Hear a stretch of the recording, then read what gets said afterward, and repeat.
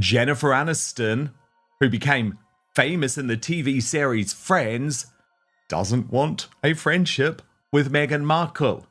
And she has just rejected the fellow actress in the most mortifying manner after moving to Montecito.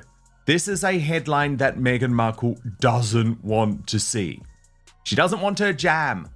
Meghan Markle awkwardly love-bombing Jennifer Aniston with cringy gifts and invites ahead of the Friends actress's move to the Divas neighborhood. Let me take you through this story from Radar Online because it is quite something.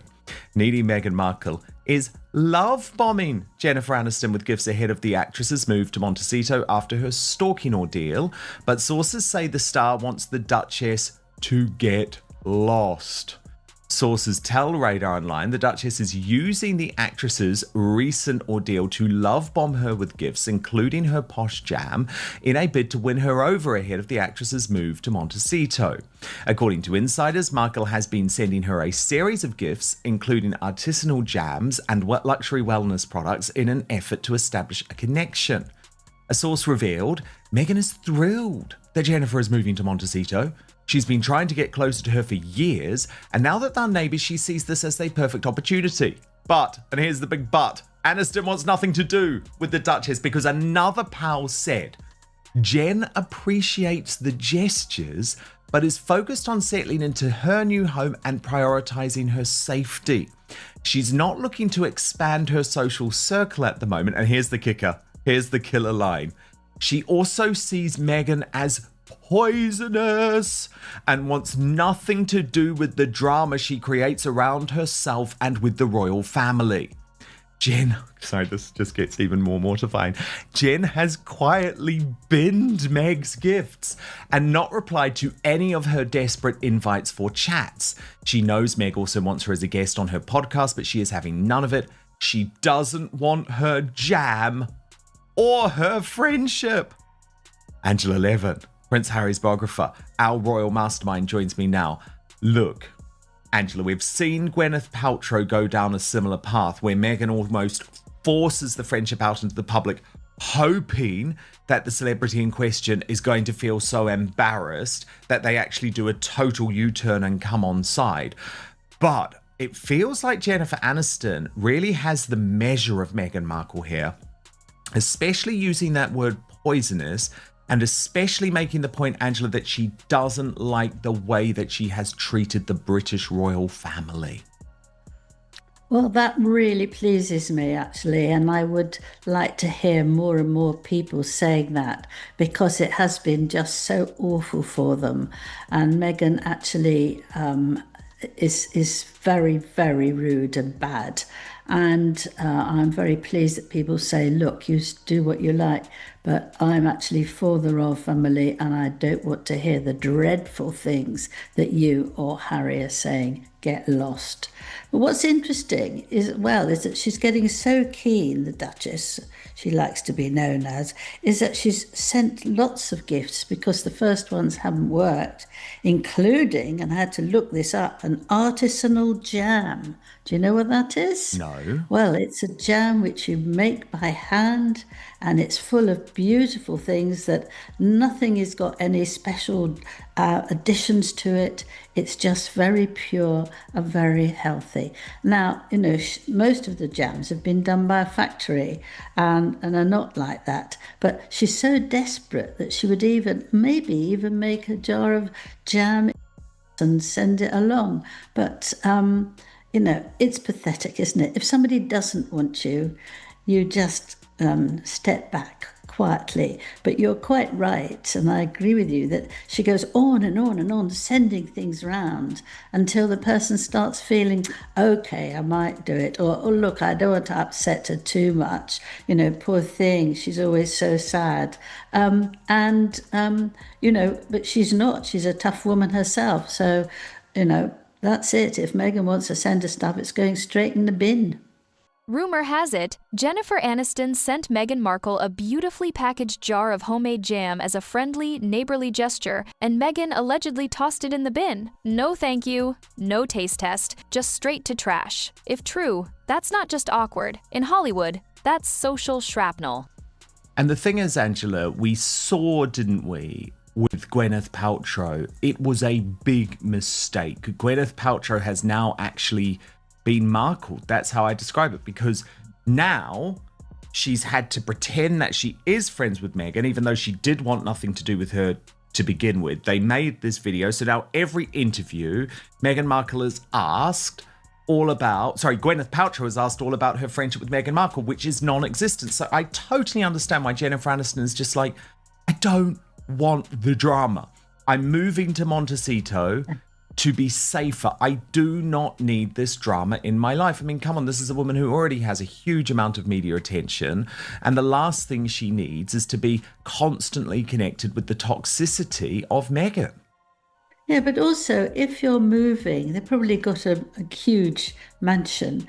It's very stressful and it's very demanding, and you want to concentrate on getting everything right, getting things safe, getting things organized. You don't want to hop off and have a chat with Meghan who will tell you all about herself. It's a very silly thing to do when she's just coming. If she wanted it, she should wait at least for a year when she's settled down, made friends, her family were all happy, and then you could try, but not when you're just moving in and there's such a lot to do. Even if you have good staff, you still have to have the right thing in the right place and all that. And it's very foolish. And that's a sort of a call of desperation from Meghan, isn't it? Well, yeah, because Angela, we know that if it's a non-famous neighbour, like the neighbour the elderly man who tried to take a book or a video, I think it was a documentary to Meghan about the history of the local area. It was a present. Yeah, exactly, because he wanted her to know about the area, and she rejected him. So she's only interested, it seems to me, Angela, with friends who are going to further her either professionally or reputationally. Because we've seen that with the likes of Jamie Kern-Lima, with the boss of Spanx, Sarah Blackley, who she interviewed this week. All of her friendships, she just views as networking opportunities. And that's why we also saw her absolutely brutal treatment of Jessica Mulroney, who was her best friend, whose children were even in Meghan's bridal party. The moment that she was caught up in a scandal, Jessica Mulroney was thrown under the bus. And I think that's also really going to matter to celebrities too. I mean, Jamie Kern-Lima and Sarah Blackley are so stupid, I think, to entangle themselves. I mean, here they are, two very successful women, both billionaires in their own right. But trust me, Angela, if there is even a hint of scandal, Meghan will throw them both under the bus. Yes, well, she's done that to her father, hasn't she? Not a very a big problem. And, anyone who doesn't fit the picture is off. And I mean, I think it affects the staff as well. She might not sack them all, but if she doesn't like something and starts shouting, then, they're going to go, or she's going to send emails at 5 o'clock in the morning and expect them to have done by 5:30 a.m. This is the way she behaves, and it hasn't yet gone into her head that people are aware of this, can see this. In some ways she's quite clever, in other ways she's absolutely not, that she can't see what she's doing, how she's doing it, and what her behaviour looks from the other person's eyes. She doesn't do that at all.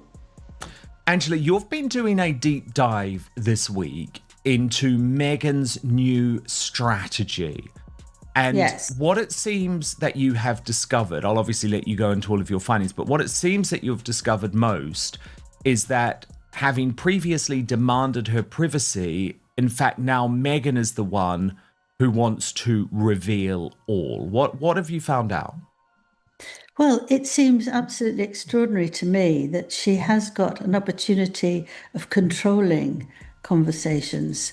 It's not anybody who's going to try and take that away from her. But if you look at what she's done, she's now admitted she lied by not asking the late Queen if they could use her nickname, which she actually asked. Both her and Harry said that they had asked the Queen, and she was happy about it. But she couldn't get, if she could get the nickname of Lilibet for her daughter. But she She didn't do that. And she's just said that.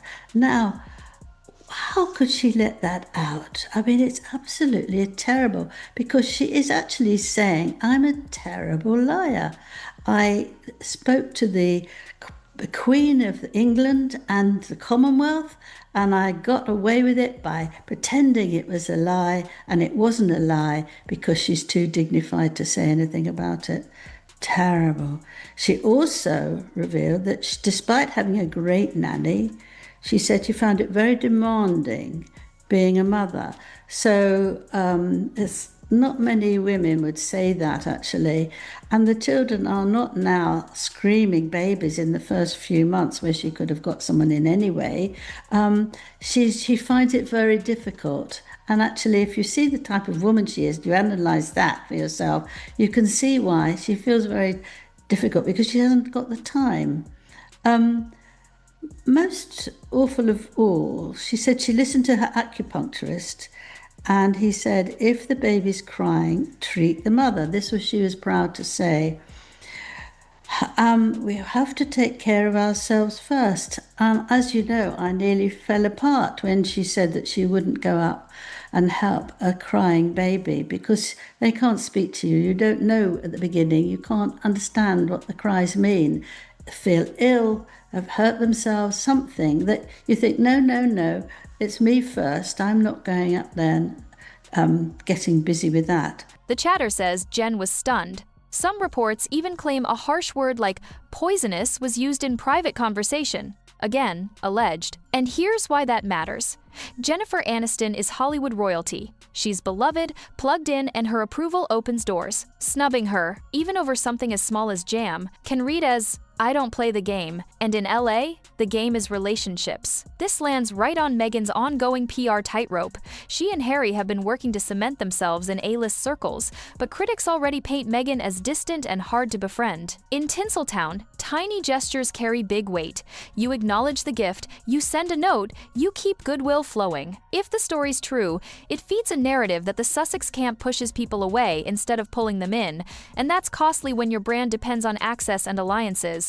And she credited this, didn't she, to her acupuncturist in the United Kingdom during her time in the royal family, Angela, which shows what a privileged life she was able to lead when she was here, despite all of the claims that she made. And she was clearly surrounded by a group of people who told her whatever she wanted to hear. Oh, don't worry about the kids at all. Just put yourself first, Meghan. Put yourself first. Yes, that's terrible. I've never heard of anyone who says that. And then she puts on her victim act to talk about how difficult it is for women to earn money and be powerful. Now, I think that's absolute rubbish, because that's living in the early 20th century, isn't it? I know loads of women who do very well, and sometimes the husbands do as well, or they don't want to, and let the wife work incredibly hard. They don't have to do so much. They can do that very well. But I don't know when people try and stop women being powerful or earning, a lot of money. But she makes this up with this victim-like face that actually, although she's got loads of money, she's still a poor thing because nobody likes it. I mean, it's always got this negativity about her. I could go on and on, but I won't bore you with any more. But the fact is that you would imagine that she's a very, very unhappy person with herself, because she can't look at things in a positive way unless she's winning something. But to tell all that, to let all that out about herself, is actually telling people how awful she is. Who wants to do that? I mean, we're all quite nice and quite not so nice sometimes, but actually to tell hundreds of people that you're really awful needs some understanding.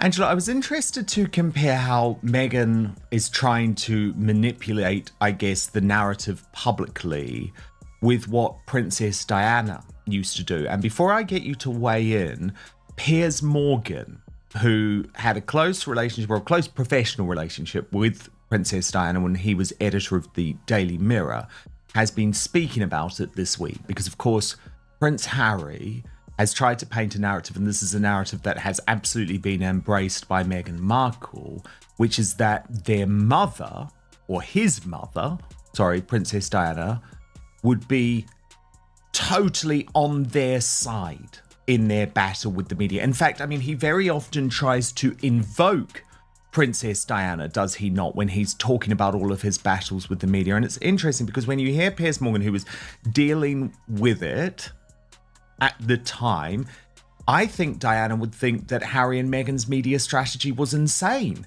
And it was absolutely nuts that they hadn't tried to form any genuine positive relationships. Well, when I was on the Mail, Daily Mail, Richard Kay was sitting very near me, and Diana would call him up loads and loads of times and tell him what she wanted. He would go off running, or he would get someone to go and take a photograph. I mean, she got what she wanted, and we were all interested in looking at that or hearing what she should say. She had a charisma. She was absolutely beautiful and stunning and could put most people around the finger of her hand.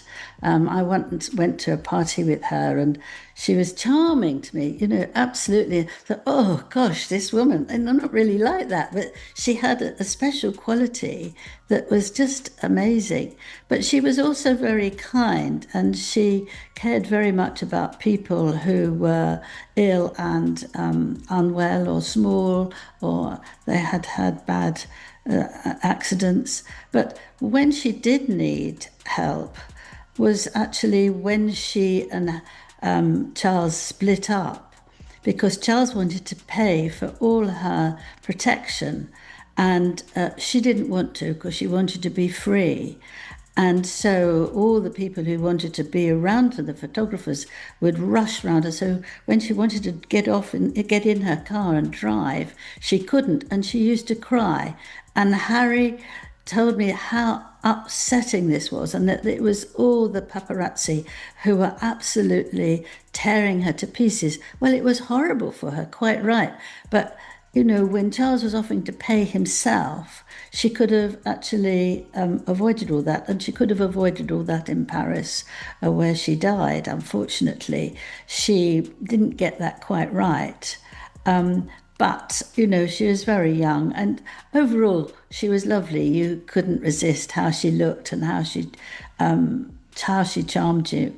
But with Meghan, she's just a liar. You just think she's a complete liar. I don't think Diana lied very much at all. I can't say she never did, but I don't think that wasn't the way she maneuvered herself.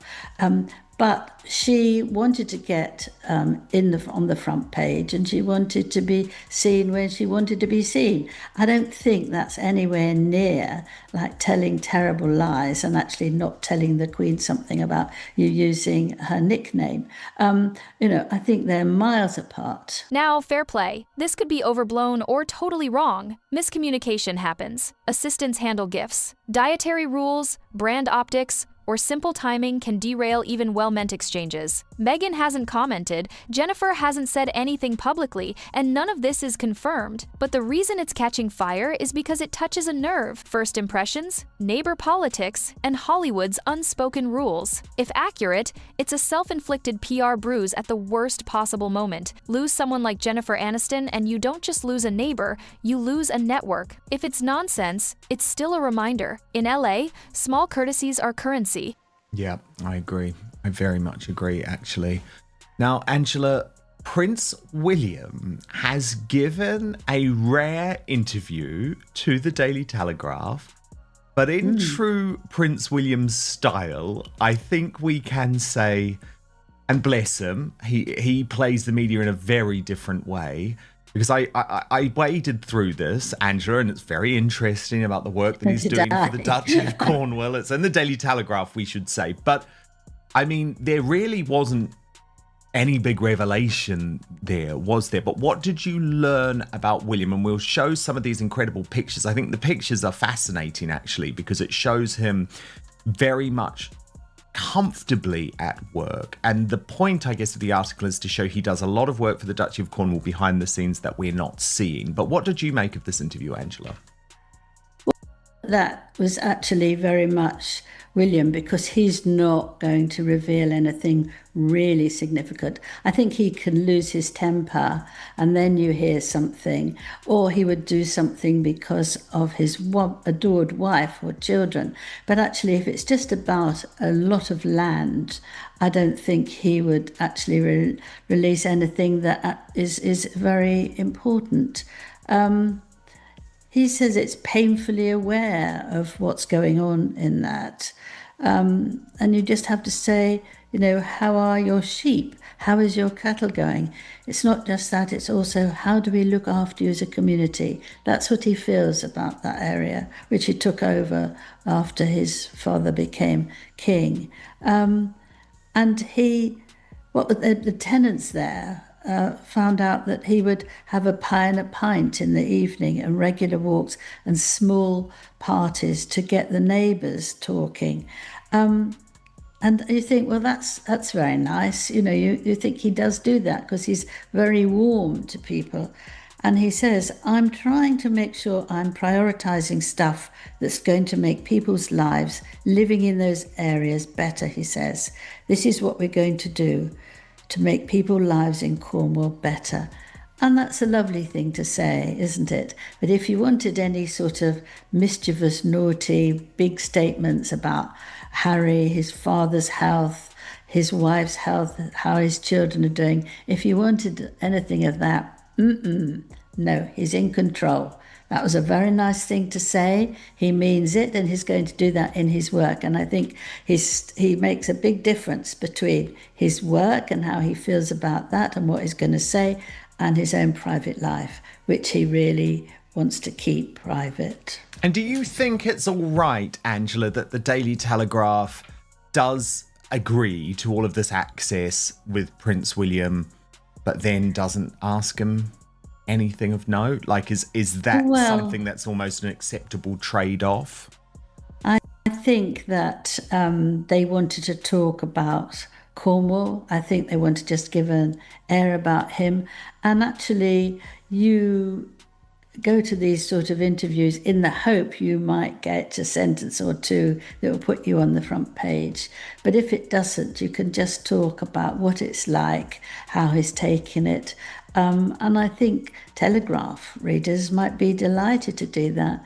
But busy journalists who want to get something that's really amazing, you just, hopefully you'll be lucky. But most of the time, you're not. Most of the time, they keep their mouths shut. And the way you can do it, some of which I did with the biography of Queen Camilla, is that you ask their friends and the people who work for them, and if they feel that you can trust them and not turn nasty, they will help you. They'll tell you if somebody loses their temper, or if they're really kind, or how they manage.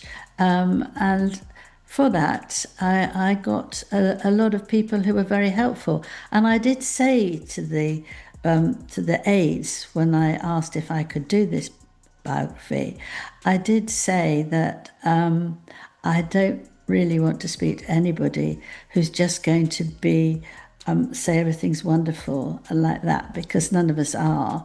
I don't want anything nasty, but I do want a whole picture, not just saying that. So please don't sort of say to somebody, oh yes, but only tell Angela the best things. So they didn't, so it was fine.